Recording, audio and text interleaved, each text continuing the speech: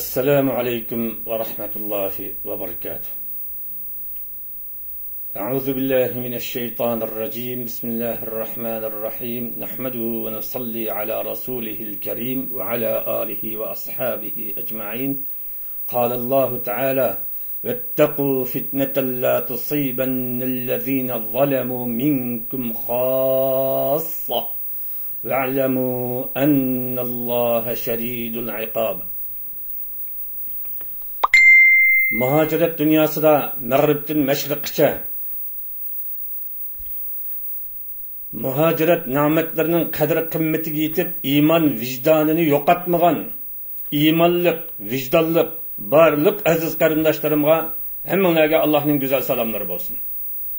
Oldimizga seshanba 10-oyning 1-kuni Alvasti Xitoylarning vatanimizni ishg'ol qilgan kunini bayram qilib olgan, bizning qonlarimizning, jonlarimizning, jamilarimiz, masjidlarimiz, islomimiz, sharifimiz, bütün izzat nomusimizni yo'q qilish bilan birlikda bizlarni vatanda qolganlarni o'ltirib, chet eldagilarni xonavayron terib-yeran qilib etgan Uyg'ur xalqining musibatli kuni Alvasti Xitoylar buni bizga qarshi bayram qilib olgan. Bu katil işgalçılarının bu günüge karşı bütün halkımını, bütün teşkilatlar, büyüklerimiz, alimlerimiz, siyasetçilerimiz hemmesi Alvasti Xitoylarga karşı namayişki çakırdı. Men hem çakırma. Ez karındaştım. Biz hazır chet elde 2017'den mana boşa 2024'nin 5'igacha nurg'unlagan hareketlarda birleştik. Uxlaganlarga o'g'angan bo'lsa-mu, mush 2024ning 5'te Alvasti Xitoylarning o'zi ishlarni echib, munofiqlarni harakatga keltirib, Uyg'ur xalqini ya'ni 3ga bo'lib etdi deyishga bo'ladi. Birini Ürümçilerde tataylar bilan usul oynatib qabul qilib, munofiqlik anchalar bilan to'xtamni tuzgizib, Uyg'ur irqiy qirg'inchiligini yo'q chiqarish, ishg'oliyatni yo'q chiqarishda bir xil munofiqlar o'zini oshkor maydonga o'tdi. Bu munofiqlarni butun dunyodagi Uyg'urlar, Uyg'ur tashkilotlari tizimga qo'yish kerak. Her qaysi davlatdagi tashkilotlar bu munofiqlarni, Uyg'urlarning qonlarini septib, panolik ilib vatandaşlık algan munofiqlarning yüzünü vatanga berib kelayotgan pash qilish bilan birlikda vatandaşlıktan chiqarib tashlash harakatlarini boshlayotdi inshaalloh taolo. Ikkinchi xil tiklar gangirab qoldi. Bu biz Xitoy qarshi tursak bularmi yoki bizmi vatanga berib usul o'ynab Xitoylar bilan tataylar bilan billa ko'ngil yetib kelsak bularmi? Yoki Xitoyga qarshi tursak bularmi bo'lmasmi degan gangirash tepiga chiqib qoldi.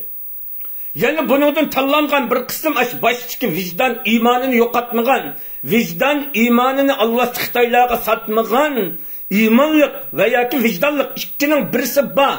Yoki ikkilisi var qarindoshlarimiz mustahkam polit iradeleri bilan Alvasti Xitoylarga qarshi turish sabablarida mustahkam turibdi. Hele hem bizler nayt g'aflat küçüktük. Ez qarindoshlarım, Avrupa'dan tatip Mag'ribdan Mashriqgacha Uyg'ur irqiy qirg'inchiligining soyasida bag'anligi davlatda panolik berdi. Turkiyada necha 10 ming Uyg'urning nopusi chiqdi. Men bir necha chiqdim namoyishga chiqdim shu nopusdan keyin. Uyg'urlarning Turkiyada 10 minglagan Uyg'urlarning nopusi chiqishdan burun namoyish maydonlarida 8 ming 10 ming Uyg'ur botdi. Ammo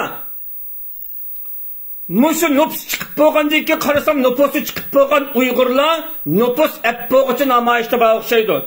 Nüfus ep boğandan kinmi namayişe çıkarılganlarını nait az görevatımız. Namayış meydanlarında nait çoğun çakırık buldu.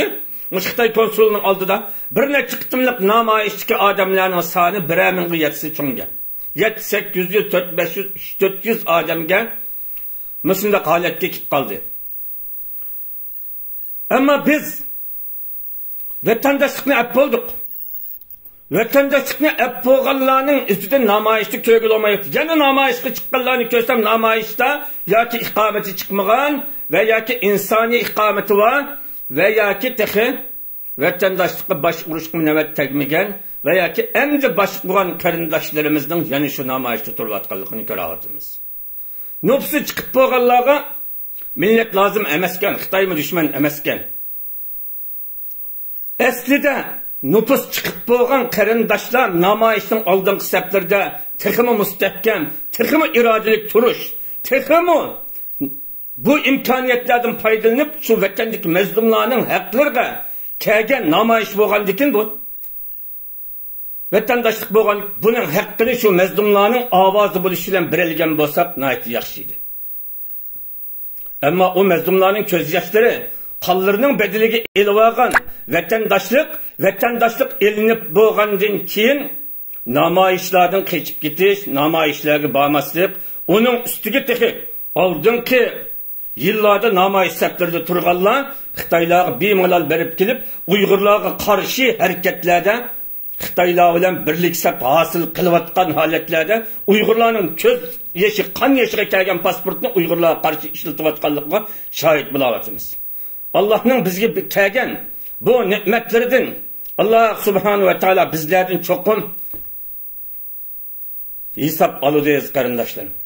Allohning azobi har yerda bor. Allah subhanahu wa ta'ala şunu esker tutup وَاتَّقُوا فِتْنَةً لَا تُصِيبَنَّ الَّذ۪ينَ ظَلَمُوا مِنْكُمْ خَاصَّةً وَاعْلَمُوا أَنَّ اللّٰهَ شَد۪يدُ الْعِقَابِ. Allah'ın şunda bir azabıdın korkanı. Zalimlığıma karşı umumizde kitilgan Allah'ın bir azabıdın hiç kimle yapmayacağın bir azaptın korkanı. Allah'ın azabı intihayın kattık deydi. Ebul Ala Mevdudi rahimahullah üstün tefhimul Kur'an tefsirinin uzudu bu ayetini Allah'ın azabı zalimler umumizde kitip geliyordu. Ama zalimler, mezlumlar zulüm kılgan vakitte tarafsız durmagan, bir taraf durmagan, zalimlerge karşı durmagan, zalimlerge karşı duruştan keçip ketkenlerinin yüzüne Allah'ın azabı zalimlerle birlikte halak kıvıtıdığınlıkını tefsir kılgan.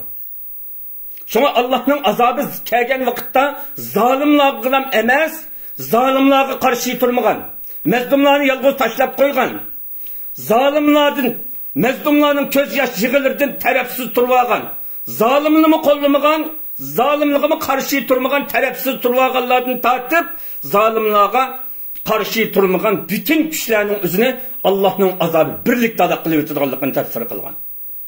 Allohning bu azobi hammamizni har yerda tutishga qodirdir. Shuna hammanglarni ogohlantirma, barliq ulamolar, ustozlar, qarindoshlar, siyosatchilar hammanglar qo'lidan kelgan imkoniyatda Avrupa'dan Amerika'ya çağırıldı bu namayışta. Amerika'dan çağırdı, Kanada'dan çağırdı, Avrupa'dan çağırdı, Avustralya'dan çağırdı, Türkiye'den çağırdı.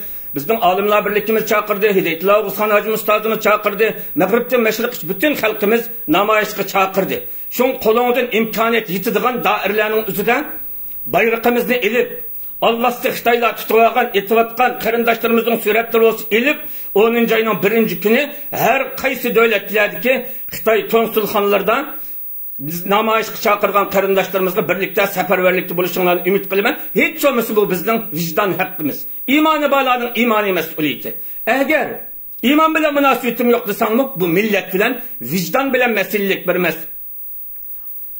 bir mesele. Şuna Allah subhanahu ve taala hemmemizning imani, vicdani burchimizni ata qilgan, ada qilalaydigan bendiler qatoridan qilsin. Hemmanglarni Allohning rahmatiga topshirdim. Alaykum assalom va rahmatullohi va barakatuh.